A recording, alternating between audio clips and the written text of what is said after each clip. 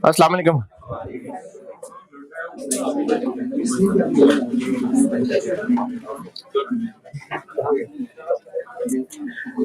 दुरूद शरीफ पढ़ लें।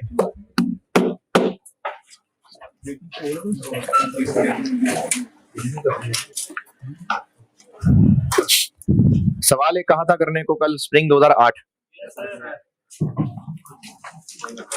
किया होगा।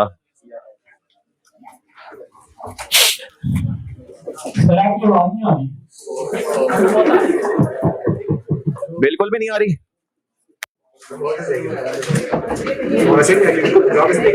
नहीं, उसने कहा होगा, हो सकता है जानना चाह रहा, थोड़ी आ रही आवाज।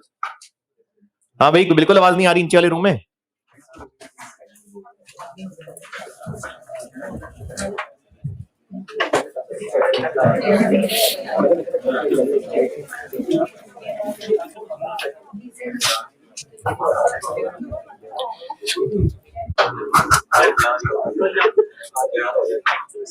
मैंने क्लास शुरू कर ली थी कि नहीं?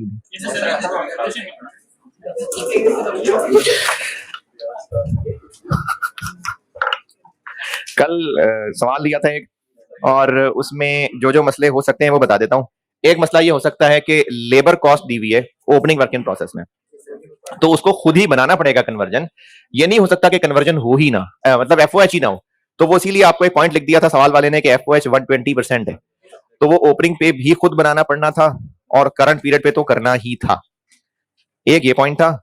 उसके अलावा एक पॉइंट हो सकता है कि नॉर्मल लॉस 5% ऑफ आउटपुट दिया हुआ था। आउटपुट कितने, तो 5% बन गया 5000। ये तो मसला नहीं है। मसला ये है कि कुछ स्टूडेंट्स कभी कभार ये सोचते हैं कि शायद इसका मतलब ये है कि 1 लाख में से 5000 और जाया होने हैं। ये जस्ट एक परसेंटेज लिंक बना के दिया हुआ है। जैसे अगर कहा जाए कि टोटल सेल्स का 10% के बराबर सेलिंग एक्सपेंसेस हैं, तो उसका मतलब ये थोड़ी है कि सेल्स के अंदर सेलिंग एक्सपेंसेस शामिल हैं। ये तो जस्ट एक रिलेशनशिप है। तो आउटपुट 1 लाख वो हैं जो बन गए हैं, तो इनमें से थोड़ी और जाया हुए हैं। तो नॉर्मल लॉस 5% ऑफ आउटपुट कहा हुआ था, सिर्फ कैलकुलेशन के लिए एक रिलेशन बनाया था। तो एक इसमें नॉर्मल लॉस का मसला अमूमन होता है कॉम को, और एक एफओएच का। और आपने कुछ पूछना है तो पूछें, जिन्होंने भी सवाल किया है। जी अगर ये तो मैंने कल कही थी नहीं बात, मैंने कल बताया था कि अगर नहीं बताई स्टेज ऑफ कंप्लीशन तो पूरी ही होगी। स्प्रिंग 2008 में, और अगर कोई सवाल है किसी का तो बताइए। लेबर और एफओएच की कॉस्ट अलग अलग इसलिए तोड़ी है क्योंकि रिक्वायरमेंट में कहा हुआ था। अगर ना कहा होता तो हम बिल्कुल ना करते अलग। रिक्वायरमेंट में उसने कहा हुआ है कि लेबर और एफओएच अलग अलग बताएं, इसलिए अलग किया है, वरना तो हम कन्वर्जन ही करते हैं।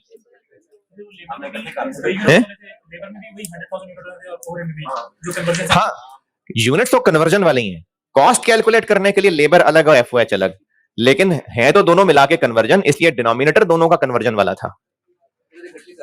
है रिक्वायरमेंट देखो ना यार, है कितने नंबर कट जाएंगे? कितने नंबर है टोटल? 16। 2 नंबर कट जाएंगे बस, और क्या।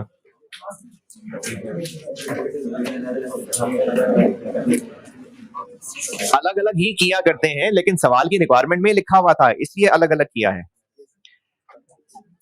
स्प्रिंग 2008 में बताइए जी कोई और मसला? अच्छा, अब एक हेडिंग दीजिए।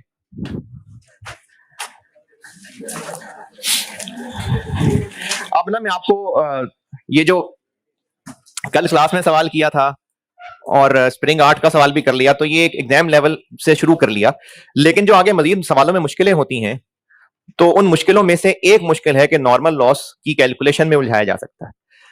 तो उस नॉर्मल लॉस की कैलकुलेशन पे कर लेता हूं बात। तो इसको आप हेडिंग दे देनी है तो कि नॉर्मल लॉस की कैलकुलेशन में जो वैरायटियां हैं, जो मुश्किलें हैं, जो मसले हैं, वो बताने लगे। नॉर्मल लॉस की कैलकुलेशंस पे करता हूं बात अब।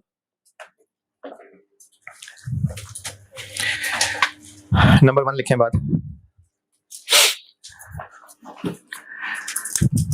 Normal loss can be given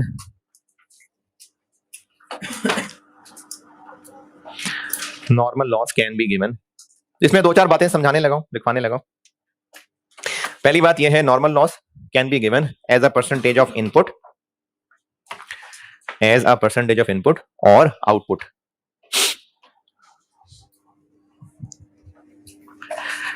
यानी नॉर्मल लॉ सवाल में आपको परसेंटेज की शक्ल में दिया हो सकता है, वो परसेंटेज ऑफ इनपुट भी कहा हो सकता है, परसेंटेज ऑफ आउटपुट भी कहा हो सकता है, जैसे स्प्रिंग 8 वाले में परसेंटेज ऑफ आउटपुट कहा हुआ था। और इन दोनों में से ना ये आपको मैं अलग से नहीं लिखवा रहा, ये आप खुद ही इसको जैसे भी लिखना है लिख लें। ये जो इनपुट की परसेंटेज है या आउटपुट की परसेंटेज है, इनमें से बाय डिफॉल्ट इनपुट होता है।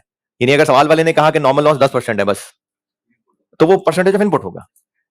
अगर तो कह रहा है ना परसेंटेज ऑफ इनपुट, तो फिर परसेंटेज ऑफ इनपुट है।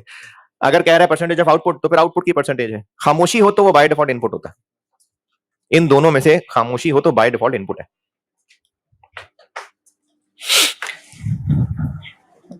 अगला पॉइंट लिखें।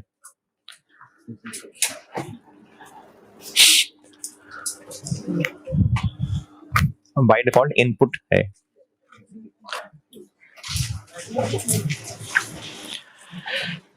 अगला पॉइंट लिखें, if normal loss is a percentage of input, if normal loss is a percentage of input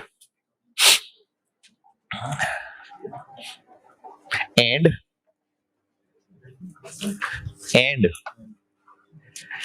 point repeat कर रहा हूं, if normal loss is a percentage of input and stage of inspection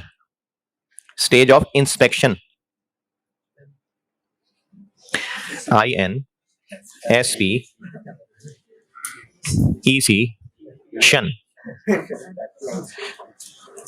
and stage of inspection is also given। कि मैं समझाता हूं क्या होती है stage of inspection. then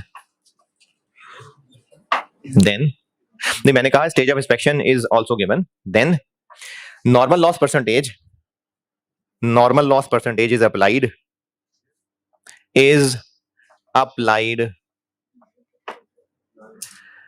to inspected units,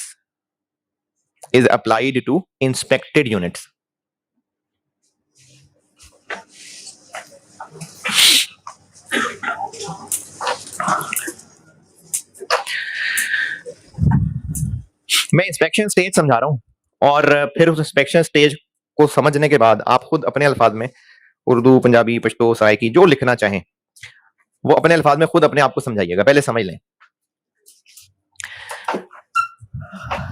जब आपने क्लास ज्वाइन की थी तो पहले ही दिन से फीसें चेक करनी शुरू कर दी?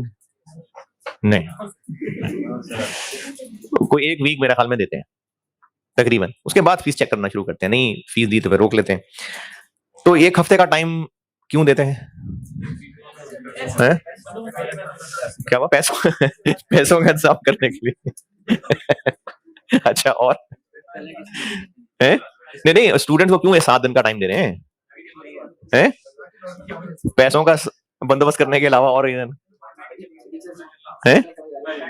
ताकि उस एक वीक में स्टूडेंट डिसीजन कर ले ना, डिसीजन कर ले कि ये पेपर करना भी है कि नहीं करना, इस क्लास में करना है कि नहीं करना, इस कॉलेज में करना है कि नहीं करना, कितने पेपर रखने थे। अच्छा, रिजल्ट की एक अलग बात है, मैं सिर्फ ये शुरू वाली मिसाल समझा रहा हूं। तो एक वीक का एक टाइम दे दिया, और उस टाइम के पीछे लॉजिक ये थी कि जिसने डिसीजन करना होगा वो इस एक वीक में कर लेगा। ड्रॉप करना होगा तो भी डिसीजन कर लेगा, कंटिन्यू करना होगा तो भी डिसीजन कर लेगा, और इसके बाद फिर वो कंटिन्यू करेगा इग्नोरिंग रिजल्ट। उसके बाद फिर वो कंटिन्यू करेगा। ये जो एक हफ्ते का टाइम है, ये क्योंकि यहां पर एक हफ्ते का टाइम था इसलिए मैं एक हफ्ते बोला है। इसको मिसाल को थोड़ा बदलता हूं। अगर एक 4 महीने का सेशन है पूरा, और कॉलेज वाले एक स्टैंडर्ड रख लें कि 15 दिन के बाद आके क्लासेस में चेक करेंगे फीसें, ताकि उस वक्त तक जिसने ड्रॉप करना है कर दे। 15 दिन अगर कोई क्लास में बैठ गया तो उसका मतलब है फिर वो पूरा सेशन बैठेगा। तो पूरे 4 महीने के ड्यूरेशन में से 15 दिन का टाइम गुजरने के बाद ये चेक करना कि ड्रॉप करने वाले चले गए या अभी भी हैं, इस चेक करने को हम कहेंगे इंस्पेक्शन करना। अब मैं प्रोसेस से मिसाल देता हूं। अगर एक प्रोसेस की ड्यूरेशन, यानी प्रोसेस स्टार्ट हुआ कि यूनिट्स को मशीन में डाला, अगर वो मशीन के अंदर टोटल 10 घंटे रहने मिसाल के तौर पे, और उस प्रोसेस की नेचर कुछ इस तरह की है कि जो पहले 5 घंटे निकाल गया वो 10 घंटे पूरा चल जाएगा, और जो पहले 5 घंटे में टूट फूट गया तो बस वो निकाल लेंगे बाहर हम। तो पूरे 10 घंटे के ड्यूरेशन में से अगर 5 घंटे बाद मशीन का ढक्कन खोल के देखें ताकि पता चल जाए कितने खराब हुए हैं, तो उनको निकाल लें, या रहने दें अंदर लाशें तैरने ने, निकाल लें। तो ये जो परसेंट टाइम गुजरने के बाद इंस्पेक्शन की थी, इसको स्टेज ऑफ इंस्पेक्शन कहते हैं। प्रोसेस ड्यूरेशन टोटल में से कितनी देर गुजरने के बाद मशीन का ढक्कन खोल के देखा करते हैं ताकि लॉस्ट यूनिट्स पता चलें और निकाल लें। ये जो प्रोपोर्शन है, जैसे मैंने मिसाल दी 10 घंटे का टाइम टोटल, 5 घंटे बाद ढक्कन खोल के देखना है, इसको कहा जाएगा इंस्पेक्शन स्टेज 50%। अगर 8 घंटे का ड्यूरेशन है, 8 आवर्स का, और स्टेज ऑफ इंस्पेक्शन 75% है, क्या मतलब है इस बात का? 8 घंटे का ड्यूरेशन है टोटल और 75% स्टेज में इंस्पेक्शन है, तो इसका मतलब है कि प्रोसेस को चले 6 घंटे हो चुके होते हैं, तो फिर मशीन खोल के चेक करते हैं कि कितने यूनिट खराब हैं, तो जो खराब है उनको निकाल लेते हैं।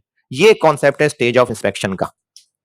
तो पहले स्टेज ऑफ इंस्पेक्शन समझाएं अपने आप को, फिर इंस्पेक्टेड यूनिट्स बताता हूं क्या होते हैं। दोबारा सुन लें जिनको अल्फाज नहीं समझ आ रहे। प्रोसेस की टोटल ड्यूरेशन में से सर्टेन टाइम गुजरने के बाद मशीन खोल के चेक किया जाता होगा कि जिन्होंने खराब होना था वो हो गए होंगे यूनिट्स, तो उनको ताकि बाहर निकाल लिया जाए। कितने परसेंट टाइम गुजरने के बाद ये चेक किया जाता होगा, उसको स्टेज ऑफ इंस्पेक्शन कहते हैं।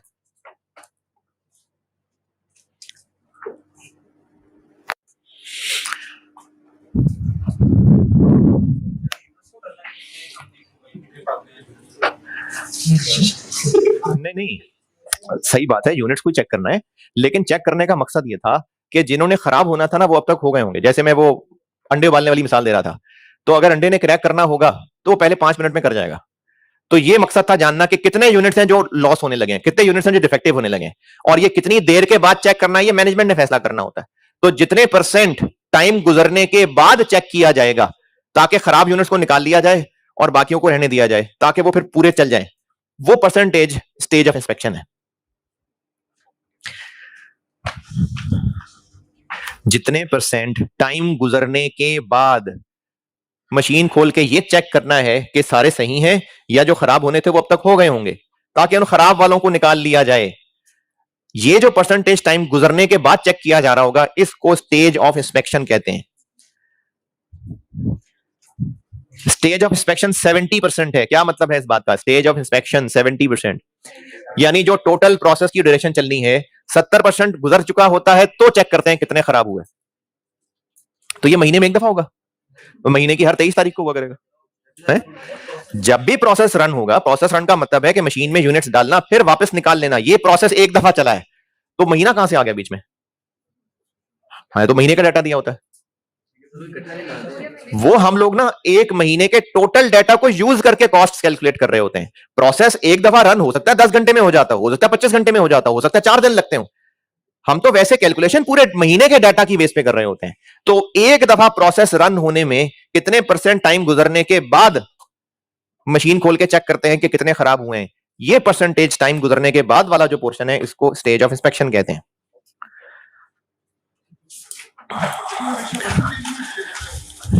नहीं, अंग्रेजी में लिखा जा सकता है कि inspection is perform when half the process is done, तो 50%, या कहा जा सकता है कि एट एंड ऑफ प्रोसेस, तो inspection is performed eight end of process 100%, inspection is performed eight start of process 0%। तो इस तरह से भी हो सकता है, लेकिन उसका मतलब परसेंटेज ही बनता होगा।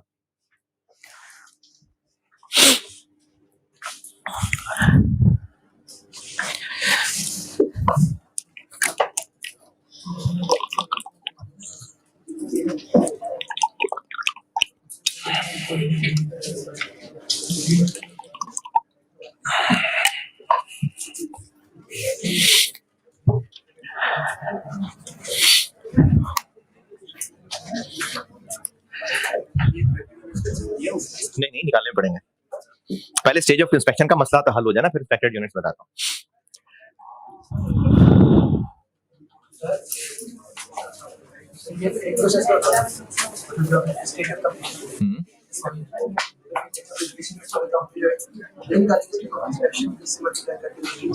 है। दोबारा बोलो।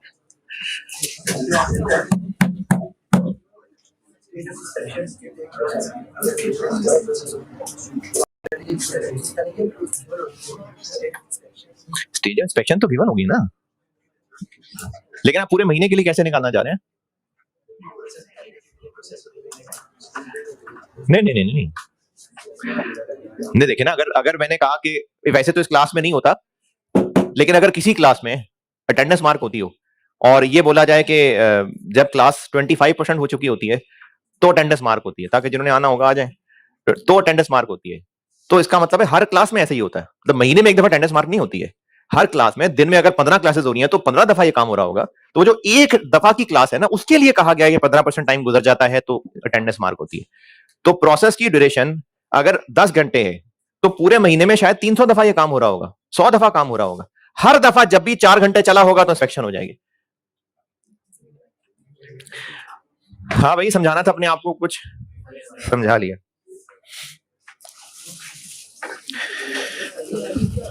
है जी। अच्छा, अपना आज एक मसला ये हुआ कि सुबह जब मैं वो दूसरे कैंपस में पढ़ा रहा था कॉस की क्लास, हाँ जी, तो वो मेरी क्लास में वहां की पार्टी के लिए तो अनाउंसमेंट करने आ गए। और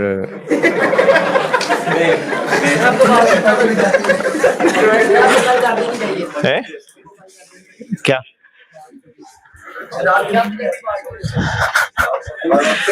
तो वो जब पार्टी की बात करने आ गए मेरी क्लास में, तो फिर मेरा दिमाग बंद हो गया और फिर मैंने क्लास वालों की इजाजत से पढ़ाना वहीं रोका और पार्टी की जो है ना वो, तो मैं यहां तक अपने पढ़ा सका था सुबह।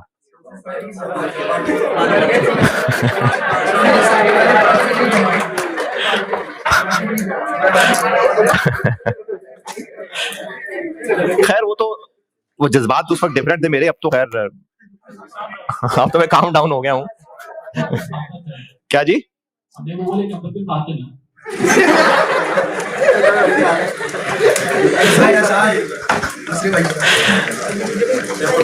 जज्बात बनाने पड़ेंगे मुझे दोबारा। क्या जी?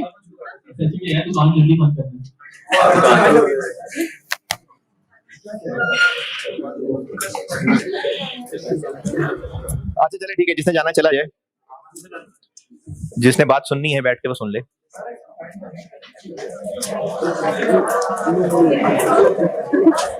नहीं जाना, जाना नहीं,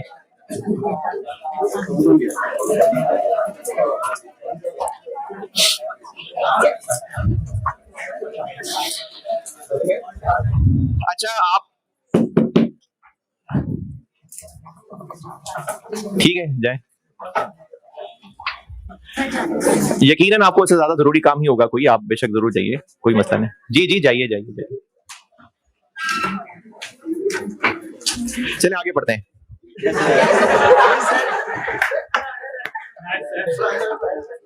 अगला पॉइंट लिखे।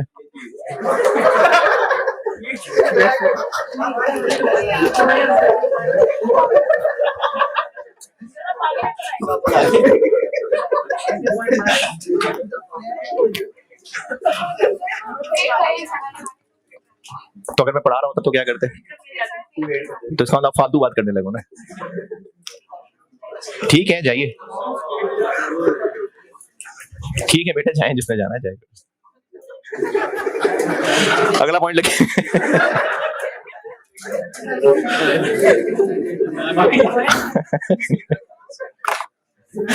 यार आप जज्बात बन रहे थे, आपने फिर हंसा दिया, तो सारे जज्बात।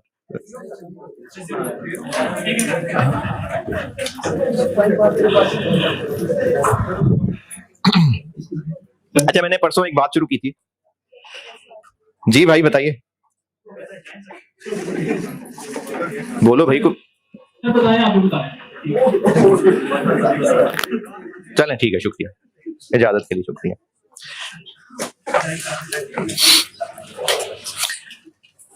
परसों मैंने एक बात शुरू की थी और उसको मैंने खत्म कर दिया था इनफैक्ट, लेकिन जहां पहुंचना था वहां मैं उसको पहुंचाता हूं। अगर आज ये सुबह वाला वाकया ना हुआ होता और वही यार अभी जो बताया है कि क्लास में वो पार्टी की अनाउंसमेंट हुई थी, तो फिर मैं जज्बाती हो गया और क्लास बीच में छोड़नी पड़ गई मुझे। और क्योंकि कॉस्ट को मैं दोनों सेक्शन साथ साथ चलाना चाह रहा होता हूँ, वरना फिर साथ साथ नहीं चलाऊंगा ना तो मुझे भूल जाएगा मैंने किसमें क्या बताया था और किसमें क्या नहीं बताया था। इसलिए वो जबरदस्ती के जज्बात आपकी क्लास में भी बनाने पड़ रहे हैं। हाँ, आप मेरी इस डिस्कशन से मुझे एक कंजर्वेटिव इंसान समझ सकते हैं, वो आपकी चॉइस है। यू मे डिसएग्री, जो मैं भी कहूंगा आपकी चॉइस है। हमारी सोसाइटी के अंदर ना कुछ चीजें इतनी नॉर्मल हो चुकी हुई हैं, इतनी नॉर्मल कि अब उससे जो हट के होगा वो एबनॉर्मल लगना शुरू हो जाता है। आपने अगर परसों मेरी बात सुनी थी, तो परसों मैं आपको ये पॉइंट बना के देना चाह रहा था कि छोटे बच्चे को अगर किसी दुश्मन ने नुकसान पहुंचाना है, तो वो 2 काम करेगा। एक उसको अपने वालिदैन से अलग करेगा, और उसके बाद फिर जो उसने करना है वो करेगा। और वालिदैन से अलग करने के लिए उसके पास 2 तरह के टूल्स हैं। या तो उस बच्चे को वो कोई लालच देगा, अच्छा लालच भी ऐसी देगा जो बहुत ज्यादा चांसेस हैं कि बच्चा उस लालच में आ जाएगा। अदरवाइज वो उस बच्चे को ये लालच नहीं देगा कि मैं तुम्हें नहीं, डेयरी मिल्क तो बच्चा लालच में आ ही जाएगा, मतलब चॉकलेट तो बच्चा लालच में आ ही जाएगा। वो उसको ये नहीं कहेगा कि टक बिस्किट खिला दूंगा या डाइजेस्टिव खिला दूंगा, मतलब इसमें बच्चे को कोई चार्म नहीं होगा। वो किसी चॉकलेट की बात ही करेगा, या अगर कोई हो सकता है मिठाई वगैरह बच्चे को पसंद हो, किसी खिलौने की बात कर सकता है। तो वो बात करेगा जिसके बहुत चांसेस हैं कि बच्चा जरूर लालच में आएगा। और दूसरा काम वो ये कर, दूसरा तरीका ये है कि वो अपने वालिदैन से उसको किसी भी तरह मुतनफर करेगा। अच्छा, मुतनफर किन चीजों से करेगा, क्या क्या हो सकता है, यानी वालिदैन से उसको वो किन किन बातों को लेके मुतनफर कर सकता है? क्योंकि बच्चा चलने पे राजी होगा ना, एक तो उसको लालच मिल रही होगी, दूसरा वो वालिदैन से अगर नेगेटिव जज्बा क्रिएट करेगा तो वो क्या वालिदैन के खिलाफ बात करेगा, तो बच्चा कहेगा हाँ वाकई है, सुतेले हो तुम। तो वो सुतेले भी क्यों कह रहा होगा, आपको क्यों यकीन आ जाएगा कि वाकई सुतेला तो नहीं मैं कहीं है? अच्छा चले मैं खुद ही बताता हूं, आप शायद एग्री कर जाएंगे इस बात से। वो वालिदैन की लगाई हुई पाबंदियों को कैद बताएगा। वो ये कहेगा कि ये जबरदस्ती की कैद है, तुम्हारी अपनी लाइफ है, मतलब क्या तुम्हारा दिल करता है, तो वालिदैन कौन होते हैं कैद लगाने वाले, और वो तुम पे जबरदस्ती की रिस्ट्रिक्शंस लगा रहे हैं। अभी बेशक आप उस स्टेज तक नहीं पहुंचे, लेकिन मैं अपनी मिसाल में चूंकि बच्चे की बात कर रहा हूं, तो बच्चे से बहरहाल आप कोई 8-10 साल आगे निकल आए हुए हैं। तो अब आप इस चीज को शायद फील कर सकते हैं कि आज से 10 साल पहले आपके पेरेंट्स आप पे जो रिस्ट्रिक्शंस लगाते थे, उस वक्त तो आप रोते ही थे, लेकिन उनमें से बेशक 100% ना सही, लेकिन मेजॉरिटी चीजें ऐसी होंगी जो अब तक आपको रियलाइज हुआ होगा कि हाँ वो रिस्ट्रिक्शन सही थी, वो रिस्ट्रिक्शंस थी, तो आप आज कुछ अच्छा रिजल्ट दे सके। वरना अगर तब आपके वालिदैन ने ना रोका होता तो आप नुकसान में जाते। तो 100% ना भी सही, लेकिन काफी सारा पोर्शन ऐसा हो सकता है जो आज आपको रियलाइज हुआ होगा कि वो पाबंदियां सही थी। तो उस वक्त चूंकि बच्चे को समझ नहीं थी, तो वो जो बच्चे का दुश्मन है वो उसको वालिदैन से मुतनफर इस तरह करेगा कि वो वालिदैन के एक्शंस को, वालिदैन के रूल्स को, वालिदैन के समझाने को, प्यार से समझाने को जबरदस्ती की धोस, कैद, जबरदस्ती की रिस्ट्रिक्शंस शो करेगा। और बच्चे को चूंकि उस वक्त समझ नहीं थी, तो वो वाकई ही उनको रिस्ट्रिक्शन समझेगा। वाकई क्या वाकई ही वो फजूल की रिस्ट्रिक्शंस होंगी? अच्छा, हो सकता है कुछ वाकई बेजा हो सकता है, क्योंकि वालिदैन भी इंसान है, हो सकता है उनसे कुछ गलत हो रही हो सोचने में, हो सकता है। जैसे मैंने एक जगह था तश्कील से मेरी, जिनको थोड़ा बहुत भी आइडिया हो तबलीग का, अपने फालिया में था एक इलाके में, तो वहां पर ना एक बंदा था जो अपने छोटा सा बच्चा, मेरे ख्याल है 7-8 साल का होगा, उसको इस बात पे खींच खींच के थप्पड़ मार रहा था कि मैंने जब तुम्हें कहा था कि नमाज के लिए तुमने आना है, तो तुम क्यों नहीं आए? अब वो 7-8 साल के बच्चे की बात कर रहा हूं मैं, हालांकि हमारे दीन ने 7 साल की उम्र में नमाज प्यार से सिखाने को कहा है, 10 साल के बाद जाकर सख्ती है। और वो 7 साल के बच्चे को चपेड़े मार रहा था। अब ये लिटरली भेजा सकती थी, लेकिन खैर ये घर का माहौल होता है डिफरेंट, वो अपने हिसाब से वालिदैन ठीक ही सोच रहे होते हैं। क्योंकि उनकी सोच में खामी हो सकती है, तो उनसे ज्यादा नॉलेज रखने वाले की नजर में शायद वो बेजा सख्तियां हैं, लेकिन उन वालिदैन के कॉन्टेक्स्ट से अगर देखेंगे तो वो बेजा सख्तियां नहीं कर रहे, वो सही सख्तियां कर रहे हैं, और बच्चे के भले के लिए कर रहे हैं, अपने मजे के लिए कर रहे हैं कि चलो बच्चे को मार पड़ेगी, मजा आएगा, बच्चे को रोकेंगे। बहुत दिल खुश होता है जब बच्चे को मारता हूं मैं, मतलब सुकून मिलता है दिल को। बाप कभी बैठे, बाप ने आके ऐसे मारना शुरू कर दिया और फिर हंसाओ बाद में, है मजा आ गया, नहीं होता ऐसा ना। तो आपके वालिदैन जैसे भी हैं, जैसे भी से मेरी मुराद ये है कि वो दुनियावी एतबार से एजुकेटेड हैं, नहीं हैं, गांव के हैं, शहर के हैं, बिजनेस करते हैं, नौकरी करते हैं, जमींदार हैं, जैसे भी हैं, वो आपको जबरदस्ती की सख्तियां अपने खुशी के लिए नहीं करते थे, वो आप ही के लिए करते थे। तो जो बच्चे का दुश्मन है, उसने वालिदैन से बच्चे को अलग करना है, तो फिर अपना काम कर पाएगा ना। वालिदैन के होते हुए नहीं, वो नहीं कर पा रहा, या बच्चा जब तक वालिदैन से अटैच्ड है तब तक मुश्किल है उसके लिए काम करना, तो उसने वालिदैन से अलग करना है। और अलग करने के लिए उसके पास 2 टूल्स अवेलेबल है, एक वो बच्चे को लालच देगा और किसी ऐसी चीज की लालच देगा जो बहुत मुश्किल है कि बच्चा ठुकरा सके, बहुत मुश्किल है। और दूसरा काम वो करेगा कि वालिदैन की तरफ से जो भी रिस्ट्रिक्शंस हैं उनको वो रिस्ट्रिक्शंस कह के बताएगा कि ये कैद है, पाबंदियां हैं, तुम्हारे माँ बाप की तंग सोच है, वो कंजर्वेटिव है, उनको समझ नहीं है, वो तुम्हारी खुशियां छीनना चाहते हैं, तो बच्चे को वो काबू कर पाएगा।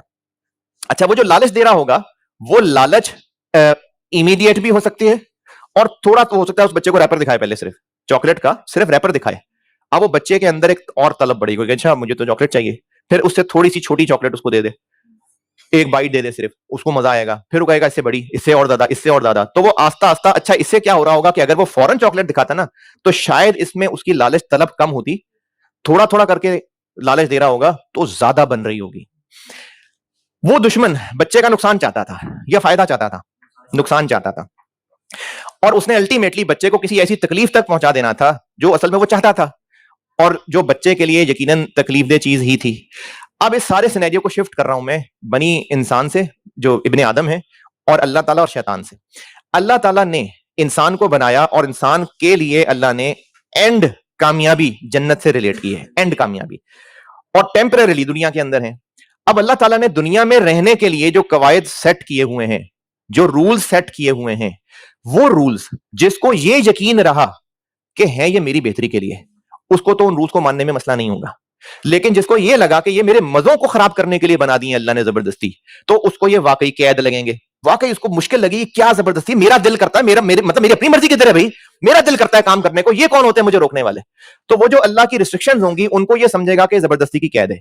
अब शैतान उसको दो तरह से काबू करने की कोशिश करेगा, एक उसको अल्लाह के अहकाम को कैद दिखाएगा, रिस्ट्रिक्शन जबरदस्ती की बताएगा और उनको मजों का दुश्मन बताएगा, और दूसरा काम यह करेगा कि जो मजे वाकई ही अल्लाह ने मना किए हुए हैं उनकी तरफ ललचाएगा।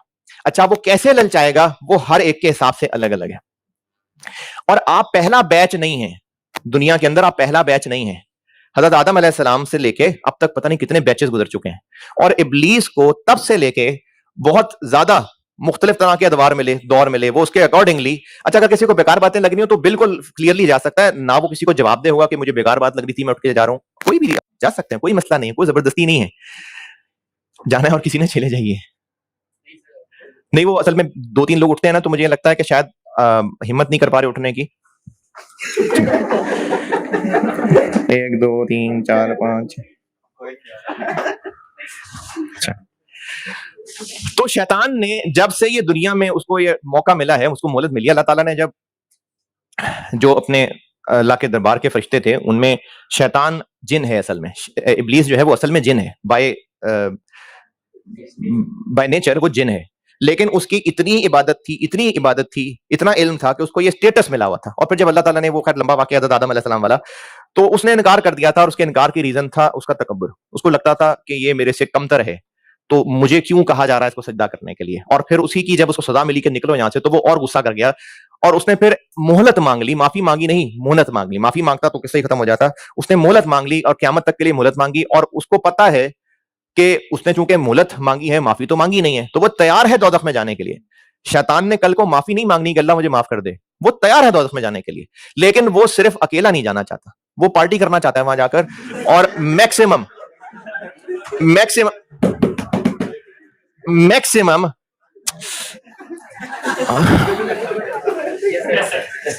वो मैक्सिमम इंसानों को लेकर जाना चाहता है, क्योंकि उसने अल्लाह को चैलेंज ही ये दिया था, यही चैलेंज दिया था उसने कि मैं तेरे रास्ते में, तेरे बंदों के रास्ते में बैठूंगा और उनको बहकाऊंगा।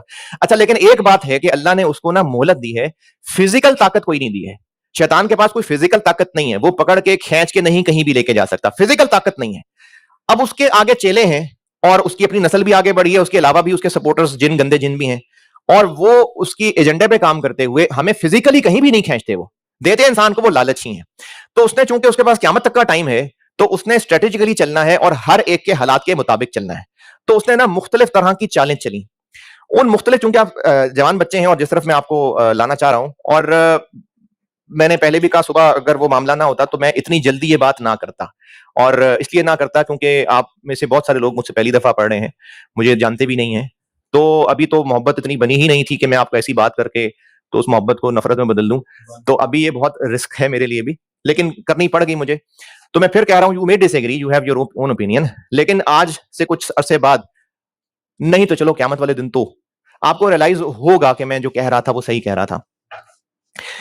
शैतान ने ना बहुत सारी चालों में से एक चाल ये चली कि ये मैंने उस दिन भी सवाल पूछा था और मुझे उसका जवाब उस दिन भी फौरन मिल गया था, और मैं दोबारा पूछता हूँ कि मर्द हजरात, जन्नत में जो इनाम मिलेंगे उसमें टॉप ऑफ द लिस्ट क्या है जी? पूरे। अच्छा, अब ये सारे ही लोग, सारे के सारे लोग, आप, अच्छा, जो बच्चा होता है ना, मतलब जो बालिग नहीं है, तो उसकी ख्वाहिशात डिफरेंट होती हैं, और जब इंसान बालिग हो जाता है उसकी ख्वाहिशात डिफरेंट होती हैं। तो आप लोग इस वक्त सारे बालिग हैं, और दुनिया में भी, अच्छा मुझे इसका आंसर भी पता है, दुनिया में अभी जो भी आप, जितनी भी एज आपकी हुई है, जो आपके दुनिया में काम करने के जो अगर लिस्ट है एक, तो उसमें टॉप के ऊपर शादी। शादी बिल्कुल ठीक है। पढ़ाई, पढ़ाई के बाद शादी। तो बात यह है कि ये जो अल्लाह ताला ने ना मर्द और औरत की फितरत बनाई हुई है, इस फितरत का एक हिस्सा है। जैसे जब छोटा बच्चा है और उस छोटे बच्चे को जरूरत है, उसने पेशाब भी करना है, पखाना भी करना है, उसने टॉयलेट जाना है, तो अब इंसान जब बड़ा हो जाएगा तो अब ये सारे काम छोड़ देगा, गंदे काम। मैं बड़े हो गए हैं तो आ गई, बड़े हो गए अभी तक ऐसे काम करते हो, है ऐसी बात होगी नहीं? क्योंकि अच्छा, उसको ये कहेंगे भी नहीं कि यार इतने बड़े हो गए शर्म करो, ये कहेंगे भी नहीं, क्योंकि ये इंसान के जिस्म का हिस्सा है। इसी तरह बच्चे को नींद आती है, बच्चा सो जाता है, तो बड़ों को भी नींद आती है, बड़े सो जाते हैं, तुम कहेंगे इतने बड़े हो गए सोते रहते हो अभी तक तुम, ये कहा जाएगा नहीं। ये अल्लाह ने जो इंसान की साख्त रखी है, इंसान थकेगा, इंसान रोएगा, ये उसके जिस्म का हिस्सा है। तो इसी तरह से जो अल्लाह ताला ने औरत मर्द की फितरत बनाई हुई है, उस फितरत के अंदर औरत मर्द की आपस में कशिश अल्लाह ने रखी है। लेकिन अल्लाह ने इसके लिए जो सबसे, बल्कि सबसे क्या, जो वाहिद रास्ता रखा है वो निकाह का रास्ता है। वाहिद रास्ता निकाह का रास्ता है। और चूंकि अल्लाह ताला ने सबसे बड़ी कशिश रखी ही यही है, ये मैं बड़ी जिम्मेदारी से बात कर रहा हूं, इंसान के अंदर सबसे बड़ी कशिश, बालिग होने के बाद की बात कर रहा हूं, अपोजिट जेंडर की कशिश ही है। इसमें कोई ढकी छुपी बात नहीं है। हाँ, चूंकि आप लोग मेरे बच्चे हैं, बड़े हैं सारे, बहरहाल तो मैं बात नपी तुली ढांप के ही कर रहा हूं, लेकिन आप सबको पता है मैं क्या कह रहा हूं। तो अल्लाह ने सबसे बड़ी कशिश ये ही रखी है। इसका चूंकि हलाल रास्ता रखा ही सिर्फ एक है, तो शैतान ने चूंकि बच्चे को बहकाने के लिए, बच्चे को बहकाने के लिए उसने लालच ही उन चीजों की देनी थी जो बच्चे को सबसे ज्यादा अपील करनी थी, तभी बच्चे ने लालच में आना था। तो अब ये अपील उसको, हो सकता है फौरन चॉकलेट दे देता, हो सकता है उसके लिए कुछ ऐसे स्टेप्स बना देता जिससे वो उसकी तलब और बढ़ती जाती। तो शैतान ने एक स्टेप चलाया बहुत अरसे से, और स्टेप ये चलाया कि शैतान ने ये कहा कि औरत मर्द बिल्कुल बराबर है भाई, सब बराबर हैं। तुम्हारा दोस्त जो है वो लड़का है, लड़की है, क्या फर्क पड़ता है, सारे इंसान बराबर हैं। बिल्कुल बराबर हैं, आई एडमिट बराबर हैं, लेकिन बराबरी का कॉन्सेप्ट भी फर्क है। जैसे मिसाल देता हूं आपको कि शाहीन आफरीदी इस वक्त दुनिया के टॉप क्लास बॉलर्स में शुमार है उसका, बाबर आजम दुनिया के टॉप क्लास बैट्समैन में शुमार है उसका। दोनों टीम के लिए जरूरी है, दोनों जरूरी हैं, और दोनों बराबर हैं, मतलब बराबर है ना। अगर दोनों अच्छे परफॉर्म करेंगे, दोनों की तारीफ होगी, दोनों को मैच फीस मिलेगी, दोनों को अवार्ड मिलने चाहिए, दोनों ही बराबर हैं। अगर बाबर आजम ये कहे कि मुझे ना ये विकेट उड़ाने का बड़ा मजा आता है, तो मैं ना बॉलिंग करना चाहूंगा, तो अटैक बॉलिंग तो मैंने करनी है, और शाहीन अफरीदी करे यार मेरा भी दिल करता है ओपन करने का, मेरा हक है, मेरा हक है, मैंने ओपन करना है, ठीक है कर ले, कर ले, वो ओपन कर ले, वो अटैक बॉलिंग कर ले, क्या होगा है? टीम को नुकसान होगा ना, और उन दोनों को भी नुकसान होगा। तो है वो बराबर, लेकिन बराबर होने का मतलब यह है कि रोल एक जैसे हो गए नहीं, रोल्स फर्क हैं। देखें, अगर रोल अल्लाह ने एक रखने होते ना तो फिर फितरतन एक जैसा बना रहा होता, तो रोल्स फर्क है। तो शैतान ने जो बराबरी का मैसेज दिया, ये शैतान को इसलिए बराबरी का मैसेज देना पड़ा ताकि किसी भी तरीके से वो जो मेल फीमेल इंटरेक्शन है उसको तो वो फ्लॉलेस करवाए ना, उसको तो वो करे ना कॉमन। फिर उसके बाद एक और मसला ये हुआ, जो हमारे वालिदैन भी इसमें बराबर के कसूरवार हैं, क्योंकि वो भी एक उसी पुराने दौर से चले आ रहे हैं। कॉन्फिडेंस, कॉन्फिडेंस के चक्कर में कुछ चीजों को बिगाड़ दिया गया।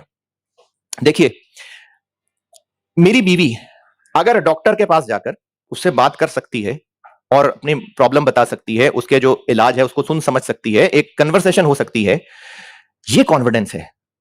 इस कन्वर्सेशन करने के लिए मेरी बीवी को उस डॉक्टर से दोस्ती नहीं करने की जरूरत है, या जरूरत है? नहीं। अगर मेरी बेटी किसी शॉप पे जाके अपने कॉलेज में, अपने स्कूल में किसी शॉप पे बात कर सकती है, दैट इज कॉन्फिडेंस। इंग्लिश बोलनी पड़े, इंग्लिश बोल सकती है, ये कॉन्फिडेंस है। इसके लिए उसको दुकानदार से दोस्ती नहीं करनी है। तो हम लोग कॉन्फिडेंस के नाम के ऊपर, हमें ऐसी मिसलीडिंग कर दी गई है चीजें, और ये बात मैं यकीनन ये मेरे फेवरेट टॉपिक्स में से, और मैं कहना चाहता हूं, और चूंकि मेरे क्लास में जो बच्चे हैं सारे वो मेरे बच्चे हैं, जो लड़की हैं वो मेरी बच्चियां ही हैं, आप लोग मेरे बच्चे ही हैं। ऑब्वियसली मुझे अपनी औलाद से ज्यादा मोहब्बत है, ऑब्वियसली इसमें कोई शक की बात नहीं है, लेकिन आप लोग मेरे लिए मेरे बच्चे ही हैं। तो जब इस वक्त के हालात में इसको इतना नॉर्मल कर दिया गया कि आप कोई इश्तिहार देखेंगे टीवी के ऊपर तो आपको फ्रेंड्स नजर आएंगे, फ्रेंड्स फ्रेंड्स नजर आएंगे। आप अपने घरों के अंदर देखिए, आप अपने घरों के अंदर जिस तरीके से आप जो मूवीज देख रहे होंगे, जो ड्रामास देख रहे होंगे, उनमें स्टोरीज जो कि असल में बहुत बेहुदा टॉपिक्स थे, लेकिन उनको नॉर्मलाइज कर दिया गया आर्ट के नाम पे, और आप सब घर वाले देखते होंगे बैठ के। फिर आप में से कुछ बच्चे, जो लड़कियां हैं, मैं चलो लड़कियों की बात करता हूं, जो बजाहिर जिनका जो भी लिबास होगा वो प्रॉपर कवर्ड लिबास होगा, या मैं उन लड़कों की बात करता हूं कि जिनकी बहनें इस तरह के लिबास में होंगी, लेकिन हमारे घरों के अंदर क्या हो चुका कि यही वो होंगे, एक्सेप्शंस आर देयर, जो शादी ब्याह के ऊपर अपने इस लिबास को एक एग्जाम्पशन समझ लेंगे। यही वो होंगे आप ही में से जिन्होंने मेहंदी के ऊपर बकायदा डांस प्लान किए होंगे, और आप ही वो लोग होंगे जो कहीं ना कहीं अपनी किसी कजन के साथ मेहंदी पे डांस कर रहा होगा, और आपकी बहन दूसरे कजन के साथ डांस कर रही होगी। ये इतना नॉर्मल हो चुका है हमारे घरों के अंदर कि आपको लग रहा होगा सर क्या बेकार बातें कर रहे हैं सर, आप किस दौर के हैं आप। इतना नॉर्मल हो चुका है, ये इतना नॉर्मल हो चुका है कि वही उस मेहंदी के फंक्शन के ऊपर जो बाप बैठा हुआ है, जो अपने बच्चों को डांस करता देख के तालियां बजा रहा माशाल्लाह माशाल्लाह कर रहा है, उसको उन स्कूल्स के फंक्शन के ऊपर देखें। अगर आपको मेरी बातें बेकार लगने में, फिर कह रहा हूं उठ के चले जाइए, फिर कह रहा हूं उठ के चले जाइए। उन स्कूल के फंक्शंस के अंदर, उन कॉलेज के फंक्शन के अंदर जिनमें बच्चे परफॉर्म कर रहे हैं और उनके वालिदैन सामने बैठ के उस पर सुभान अल्लाह और माशाल्लाह जी मेरे बेटे ने क्या डांस किया, देखा आपने क्या, मैंने ट्रेन किया उसको। जब इस चीज को बहुत नॉर्मल कर दिया गया, आप अपने आप को जवाब दीजिएगा, मुझे ना बताइएगा, आप अपने आप को जवाब दीजिए, आपको क्या लगता है ये जो इस वक्त म्यूजिक हिट है सब जहां भी, वो म्यूजिक सुनने के बाद आपके जज्बात कौम की खिदमत के बनते हैं? बहुत सीरियसली सोचिएगा, क्या वालिदैन की खिदमत के जज्बात बन रहे होते हैं? क्या आप एक अच्छे इंसान बन के अपना करियर बनाए इसके जज्बात बन रहे होते हैं? आप सबको पता है क्या जज्बात बन रहे होते हैं, सबको पता है। जब डांस हो रहा होता है ना, वो जज्बात का इजहार होता है। मैंने उस दिन भी शायद नहीं इस क्लास में नहीं मिसाल दी थी, या शायद इसी क्लास में दी थी। वो जज्बात का इजहार होता है। अब जब जज्बात के इजहार के अंदर, जिसको हम डांस बोल रहे हैं, जिस्म के हिलाने को, ये म्यूजिक जिस्म का हिलाना मतलब डांस, और शैतान की तरफ से ये बात डाल देना कि लड़के लड़कियां एक जैसे हैं, भाई मुआशरा है, आगे बढ़ गया मुआशरा, किधर रह रहे हो तुम लोग, सब दोस्त हैं इकट्ठे, सब एक जैसे हैं, सब दोस्त हैं। इसकी वजह से हमारे नजर में ये चीजें इतनी नॉर्मल हो गई कि वो जो बच्चे को चॉकलेट दिखा के या किसी रैपर दिखा के ललचाना था, शैतान के लिए बड़ा आसान हो गया। आप लोगों को क्या लगता है, ये जो बॉयज हैं, देखें सिर्फ मैं इस कॉलेज की बात नहीं करूंगा, हर जगह ऐसे ही, और मेरा दिल बहुत कुड़ता है, और शायद आज 10 साल पहले मैं भी ऐसे ही बैठे लोगों में तालियां बजा रहा होता था। ठीक है, अल्लाह ने अल्हम्दुलिल्लाह समझ दी, और आपको भी मेरी कोशिश है समझाने की कि ये जब चलते फिरते मुझे नजर आते हैं ना, जो लड़के लड़कियां इकट्ठे बैठे हुए हैं, दोस्त हैं, बच्चों में आपको ना बहुत मुखलिस होकर बात बता रहा हूं, आप लड़कों को जो इन ग्रुप्स का हिस्सा हैं, आप बिल्कुल ईमानदारी से आप जिस ग्रुप का हिस्सा हैं, क्योंकि आप दोस्त हैं ना, आप दोस्त हैं, बहन भाई जैसे हैं, बिल्कुल आप लोग बिल्कुल ईमानदारी से अपने साथ मुखलिस होकर इस बात को सोचना, ना देना मुझे जवाब कि जिस ग्रुप का आप हिस्सा हैं, कुछ देर के लिए उस लड़के अपने आप की जगह कोई और लड़का रखिए, और ग्रुप की लड़की में किसी एक लड़की की जगह अपनी बहन रख के देखिएगा, फिर देखिएगा कि आप सेम उसी तरह कंफर्टेबल हैं। इफ यस, तो आप सर्टिफाइड बेगैरत इंसान बन चुके हुए हैं, कंफर्म बन चुके हुए हैं। और अगर नहीं है ऐसा, अगर ऐसा नहीं है, आपको अच्छा फील नहीं हो रहा, तो फिर बेटे गड़बड़ हो रही है। और वो मेरी बच्चियां जिनको लगता है कि सर आप बहुत कंजर्वेटिव बातें कर रहे हैं, बहुत पुरानी बातें कर रहे हैं, आप घटिया बातें कर रहे हैं, तो मेरे बच्चों में आपके भले की बात कर रहा हूं। अगर, और ये मैं बात अल्लाह को गवाह बना के कह रहा हूं, अगर आप जिस ग्रुप का हिस्सा हैं, आपको ये पता चल जाए ना कि जो आपके ग्रुप के लड़के हैं वो क्या सोचते हैं, आप उनकी शक्ल ना देखें दोबारा। ये फैक्ट है, ये अल्लाह ने बनाया है ऐसा, ये फितरत का हिस्सा है। अगर फितरत का हिस्सा ना होता तो फिर ये गुनाह कबीरा क्यों होता? अगर फितरत का हिस्सा ना होता तो अल्लाह ने क्यों हुक्म दिया होता कि औरत मर्द के दरमियान, ये मैं आपको हदीस का मफहूम बता रहा हूं, मोहब्बत, दो मोहब्बत करने वालों के दरमियान निकाह से बेहतर कुछ है ही नहीं। अल्लाह ने कुरान पाक में फरमाया औरत और मर्द को एक दूसरे की राहत हासिल करने के लिए पैदा किया है। ये अल्लाह ने मोहब्बत रखी है उनके दरमियान, ये फितरत है। और ये इसलिए मुझे आपको बात कहनी पड़ रही है कि ये जो इस वक्त का एक माहौल बनता जा रहा है मेरे बच्चों, ये इस सारी खराबी के लिए कैटलिस्ट का काम दे रहा है। और सबसे बड़ा मसला, एक गुनाह हो जाना, एक बुराई हो जाना, ये एक निस्बतन छोटा मसला है, और किसी गुनाह को और किसी बुराई को बुरा ही ना समझना, ये बहुत बड़ा मसला है, ये बहुत बड़ा मसला है। आप लोग अपने हालात पे अपने इर्द गिर्द नजर डाल के देखिए। और आप सुन फरमाते थे कि तुम लोग दौड़ दौड़ के दौड़ की तरफ गिर रहे हो, मैं भाग भाग के तुम्हें पकड़ने की कोशिश कर रहा हूं। इस बात को मेरे बच्चों समझो कि इस वक्त के जो फितरों का माहौल है, और चूंकि आप जवान बच्चे हैं इसलिए मैं डिस्कस ही ये कर रहा हूं। इस वक्त मैं आपको रिश्वत लेने की बात नहीं कर रहा हूं, क्योंकि अभी इस वक्त आपकी फेज में रिश्वत इंपॉर्टेंट नहीं है। अभी आप उस फेज में ही नहीं है। अभी इस वक्त मैं ये बात नहीं कर रहा कि यतीम का माल नहीं खाना। अभी मैं आपसे ये बात नहीं कर रहा कि बदमाशी से प्लॉट पे कब्जा नहीं करना। आप है ही नहीं उस फेज के अंदर। आप अभी जिस फेज के अंदर हैं, इस वक्त आपकी सबसे बड़ी जो कशिश है, मैं बात ही उस पर कर रहा हूं। तो जो लोग इस वक्त इस समझते हैं, देखें, जरूरत के तहत बात होना, नो प्रॉब्लम एट ऑल। आप लोग जितने लड़के लड़कियां इस माशरे के अंदर हैं, उनको बिल्कुल पढ़ना चाहिए, जरूर पढ़ना चाहिए, अच्छे से अच्छा पढ़ना चाहिए। अगर कोई जरूरत के तहत बात करनी पड़े, देखें, कॉन्फिडेंस क्या है। मैं एक मेल हूं, मैं टीचर हूं, लेकिन मैं एक मेल हूं। अगर मेरी किसी स्टूडेंट जो मुझसे पढ़ने बैठी है, अगर वो मुझसे सवाल ही नहीं पूछ पा रही, घबराहट से उसका सांस रुक रहा है, ये कॉन्फिडेंस की कमी है। वो सवाल मुझसे जरूर पूछे, मुझे सवाल का जवाब देना है। लेकिन इस सारे रिलेशन के अंदर, बल्कि नहीं, ये मिसाल ठीक नहीं है, मैं मिसाल चेंज कर लेता हूं। अगर मरीज को डॉक्टर से बात करनी है और डॉक्टर के साथ उसको अपनी पूरी प्रॉब्लम डिस्कस करके सही जवाब चाहिए, तो ये कॉन्फिडेंस है जिसके साथ वो बात कर सकती है। अगर बात ही नहीं कर सकेगी तो कॉन्फिडेंस नहीं है। लेकिन इस सब के लिए डॉक्टर और पेशेंट की दोस्ती नहीं जरूरी है। ये हो ही नहीं सकता, ये हो ही नहीं सकता। एक हदीस, ये हो ही नहीं सकता वाली बात खत्म कर दी मैंने। एक हदीस का मफहूम है कि जब औरत मर्द अकेले होंगे तो उनके दरमियान तीसरा शैतान होगा। ये अल्लाह ने बनाया ऐसा है, और शैतान को लगता है कि अल्लाह ताला की रिस्ट्रिक्शंस बेवजह हैं, और वो आपको ये बताता है कि अल्लाह ताला ने बेवजह रिस्ट्रिक्शन लगा के कैद लगा दी है। तुम्हारी मर्जी है, तुम्हारा जिस्म है, जैसे मर्जी करो, जो करना चाहते हो करो। बेटे, अल्लाह ताला ने हमारे लिए जो रिस्ट्रिक्शंस लगाई वो हमारे लिए लगाई हुई हैं। अगर हम इन चीजों में नहीं समझ सकेंगे, अगर हम इस बहकावे में आते चले जाएंगे, हम इस बहकावे में आते चले जाएंगे, इस सिस्टम का हिस्सा बनता चले जाएंगे, हमें बहुत देर बाद शायद एहसास हो, और हो सकता है मरने के बाद एहसास हो। तो मेरी हाथ जोड़ के गुजारिश है, जो मेरे सामने बच्चियां भी बैठी हुई हैं, जो बच्चे भी बैठे हुए हैं, कि बेटा, कॉन्फिडेंस और ये जो बेहयाई है, इसको मिक्स मत करिए। आप लोग जरूर पढ़ाई करिए, आप लोग जरूर जो भी प्रोफेशनल काम करना चाहते हैं जरूर करिए, लेकिन ये जो इस वक्त आपके अंदर की खराबियां चल रही हैं, इससे बचिए। ये ऐसा ही है कि भेड़ और भेड़िया, भेड़िया और भेड़ समझते हैं? ये ऐसे ही है कि इन दोनों को ये कह के कि चलो भाई, अब तो सब सही है, अब तो जंगल में कानून है, चलो दोनों दोस्ती कर लो। भेड़ और भेड़िया, अगर उनको ये हुक्म भी दे दिया जाता, भेड़िए को कहा जाता कि भाई तुमने भेड़ को नहीं खाना वरना तुम्हें मार पड़ेगी, तो ठीक है। क्या भेड़, ये काफी है भेड़ के लिए समझना कि चूंकि भेड़िए को कह ही दिया है कि तुमने नहीं खाना, तो वो नहीं खाएगा? उसको मना किया हुआ है, वो खा लेगा क्योंकि वो भेड़िया है। और मारा तो भेड़ ही गया ना। ये बहस तो बात की बात है, मारे तो भेड़ ही गई। तो इसलिए अल्लाह ताला ने, मेरे बच्चों, जो रिस्ट्रिक्शंस बनाई हैं वो हमारे भले के लिए ही बनाई हुई हैं, वो हमारे लिए ही हैं। अगर हम अभी छोटे दिमाग हैं, उनको समझ नहीं पा रहे, तो ये हमारे दिमाग की खामी है। और उन रिस्ट्रिक्शंस में यकीनन, चूंकि सबसे ज्यादा कंफर्म, कंप्लीट, एब्सोल्यूट नॉलेज अल्लाह के पास है। मेरे वालिदैन बहुत अच्छे होंगे, लेकिन बहरहाल वो इंसान है, उनमें कमियां हो सकती हैं। उन्होंने जो रिस्ट्रिक्शंस मेरे लिए लगाई होंगी, हो सकता है वो सही हो सकता है गलत हो, लेकिन अल्लाह की रिस्ट्रिक्शंस कंफर्म है, एब्सोल्यूट है, परफेक्ट है। मेरी समझ से बाहर है अभी, तो ये मेरी समझ का कसूर है। मुझे उन रिस्ट्रिक्शंस को मान के चलना है, तो ही मेरा फायदा है, दुनिया में भी फायदा है। और ये जो मैं आपको, अगर आज बात ही मैंने इससे कर ली है, और ये जो इस तरह के इवेंट्स होंगे जिसमें आप लोग बहुत खुशी खुशी डांस परफॉर्म भी कर रहे होंगे जाके, और बड़ी मेहनत के साथ आप लोग गाना भी परफॉर्म करेंगे जाके, तो इन चीजों से आपको शायद फौरन इफेक्ट पता नजर नहीं आ रहा, शायद फौरन नहीं नजर आ रहा, लेकिन इन चीजों के ऐसे असरात हैं दैट विल लीड टू जहन्नम, दैट विल लीड टू। अगर आप किसी दोस्तों की महफिल में जाना शुरू कर दें, जो दोस्त ड्रग्स का यूज करते हो, जो दोस्त अल्कोहल का यूज करते हो, और आप कहें जी कि मैं ना असल में वहां मैं बैठता हूं सिर्फ वहां पर, वो दोस्त बातें बड़ी अच्छी करते हैं और उनकी बातों से ना मुझे पढ़ाई का शौक हो जाता है।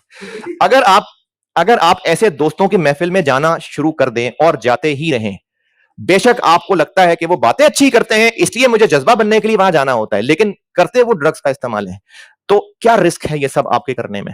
आप बेशक कहें जी मेरी लिमिट्स मुझे पता है, मुझे मेरी लिमिट्स पता है, मेरे वालिदैन ने मेरी तरबियत बड़ी अच्छी की है। क्या रिस्क है आपके वहां जाने में? आप भी इन्वॉल्व हो जाएंगे, आप भी इन्वॉल्व हो जाएंगे, आप भी उन बुरी हरकतों में पड़ जाएंगे, और जिंदगी किसकी बर्बाद हुई? आपकी। तो इसलिए इस तरह की एक्टिविटीज, देखें, आप ना अपने आप से खुद पूछ सकते हैं, अपने आप से खुद पूछ सकते हैं। एक कुरान पाक में अल्लाह ने फरमाया, उसका मफहूम है कि अगर तुम ईमान वाले हो ना, तो तुम्हारा दिल तुम्हें बुरी बात बता देगा। आप उसको अपने सारी जिंदगी के कामों पे अप्लाई करके देख लीजिएगा, आपको खुद अंदर से पता चलेगा कि वो तो गलत ही रहा, ये जो मैंने काम किया ना, था तो कुछ गड़बड़ ही। और एक स्टूडेंट जो क्लासेस बंक करता हो, वो टेस्ट ना देता हो, ध्यान से पढ़ता ना हो, बहुत ज्यादा चांसेस हैं कि वो फेल हो जाएगा। आल्दो के बहस की जा सकती है कि वो काबिल इतना है, उसका पढ़ाई पे कंट्रोल इतना है कि वो अल्टीमेटली पास हो जाएगा, लेकिन उसका इन हरकतों में पड़ जाना उसको फेलियर के ज्यादा करीब ले जाएगा। तो ये जो शैतान की हमारे साथ चाल है ना, उसने हमें अल्लाह से कैद का इंप्रेशन दिलवा के बागी करना है, और उन चीजों की जिनके हमारे अंदर तलब बहुत ज्यादा है हमारी फितरत की वजह से, हमारी फितरत की वजह से उनमें उसने ऐसा ललचाना है कि हलाल हराम का फर्क हम खुद तोड़ देंगे, क्योंकि वो इतना ललचा चुका होगा कि हमें फर्क ही नहीं पड़ता होगा कि हलाल हलाल है कि हराम है। अभी तो हो ना, बात की बाद में देखी जाएगी। तो इसलिए मैं बड़ी मुदबाना गुजारिश अपनी बच्चियों से भी कि मेरे बच्चों इस मसले को समझें, और ये जो आप लोगों को पता नहीं आपके वालिदैन ने शायद धोखा दे दिया या शायद उनके वालिदैन ने धोखा दे दिया आपको कॉन्फिडेंस के नाम पे कि जाओ मेरे बच्चों कोई मसला नहीं, खुल के लड़के लड़कियों की फुल कॉन्फिडेंस होना चाहिए। तो कॉन्फिडेंस एक अलग चीज है और फजूलियात टोटली अलग चीज है।